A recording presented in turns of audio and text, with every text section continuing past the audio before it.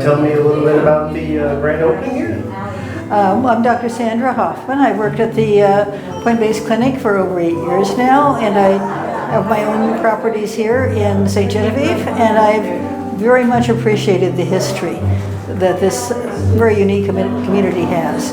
I've also appreciated the history of art that exists here from the old art colony on.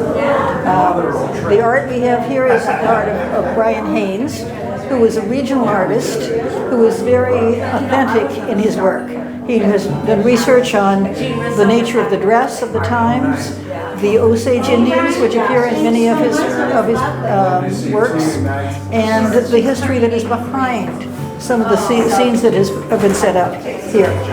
I particularly like this one for the presentation here for St. Genevieve. This is called St. Genevieve Harvest, and as you see, it features the vertical log house, and there's a mixed group of people harvesting the grapes. Notice there are indeed indigenous people involved in the harvest. They were part of the community at the time. And so we want to celebrate the history of St. Genevieve, the history of Missouri. This is called the Two Rivers Gallery because it features the life that occurred along the Mississippi and the Missouri rivers in the past, particularly the 17 and 1800s. And we invite the town to come and enjoy our art. We'll be open every Saturday and Sunday in the afternoon. And of course for the fourth Friday art walk like tonight. So please come on down and enjoy the art and celebrate with us our history.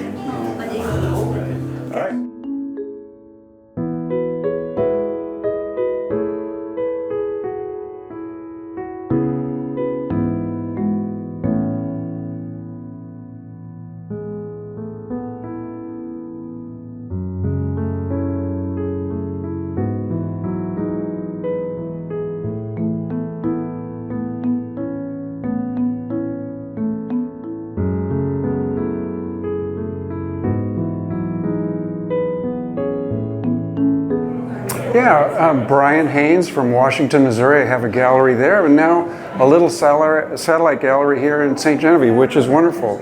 This piece is a print that I make in the studio. It's reduced size from a very large mural for the St. Louis Club in Clayton, Missouri on Forsyth.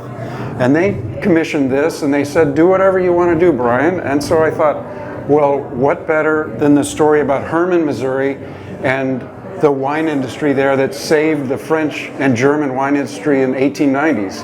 So the Huffman Farm, he was the state entomologist for Missouri in 1890, and he and another gentleman came up with a phylloxera-resistant rootstock of vineyards, and they exported 100,000 of Hermann rootstocks on 17 boxcars to New Orleans and shipped it across to France to save the wine industry that now, the rootstock in France, some of it is still from those early Hermann rootstocks. So I think all Missourians should know about that history and be proud of it. And so that's what I like to do in my paintings, is to tell stories that I hear about through journals or through farmers or just something I learned from talking to people.